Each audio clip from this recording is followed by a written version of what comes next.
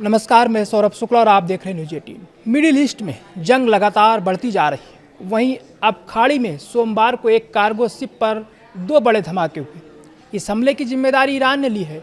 Iran ने कहा है कि उसके सुरक्षा बलों ने इराक के कसर बंदरगाह के पास इस जहाज को निशाना बनाया। इराकी बंदरगाह कंपनी ने मीडिया विभाग ने इस जहाज को कसर के पास देखे जाने की पुष्टि की। इराकी अधिकारियों ने बताया कि ये हमला इराक के कसर पोर्ट से लगभग 40 समुद्री मील साउथ ईस्ट में हुआ। ईरानी समाचार चैनल इरिन के मुताबिक ईरान के इस्लामिक रिवोल्यूशनरी गार्ड कॉर्प्स यानी IRGC की नौसेना ने इस पूरी कार्रवाई को अंजाम दिया है। ईरानी मीडिया रिपोर्ट्स के मुताबिक IRGC ने पनामा ध्वज वाले एक जहाज को क्रूज मिसाइल से निशाने बनाने की जिम्मेदारी ली और उसकी पहचान अमेरिकी स्वामित्व वाले MSC सरिस्का V के रूप में की है। IRGC ने यह कार्रवाई ओमान के तट के निकट एक ईरानी पोत को निशाना बनाकर किए गए पिछले हमले के सीधे प्रतिशोध में की गई थी। ये दावा ऐसे समय आया है जब सोमवार को अरब सागर से गुजर रहे एक कार्गो शिप पर अज्ञात मिसाइल से हमला हुआ, जिससे इराक के तट पर एक बड़ा विस्फोट हुआ और घटना के आसपास की परिस्थितियों की जांच शुरू हो गई।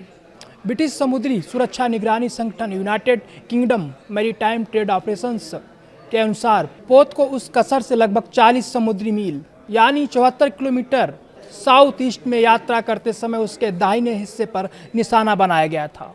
समुद्री सुरक्षा एजेंसी ने बताया कि टक्कर के बाद एक जोरदार विस्फोट हुआ। ये जानकारी देते हुए UK MTO ने कहा कि उसने अभी तक प्रभावित जहाज की सटीक पहचान की पुष्टि नहीं की है।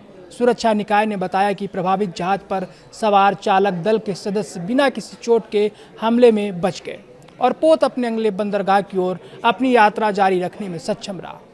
UK MTO ने आगे कहा कि उसे इस घटना से किसी भी पर्यावरणीय क्षति की जानकारी नहीं है और पुष्टि की कि अधिकारी मामले की जांच कर रहे हैं। गल्फ न्यूज़ की एक रिपोर्ट के अनुसार इराक के अल सुमारिया न्यूज़ के हवाले से बताया गया कि जहाज की पहचान पनामा ध्वज वाले MSC सरिस्का V के रूप में हुई है।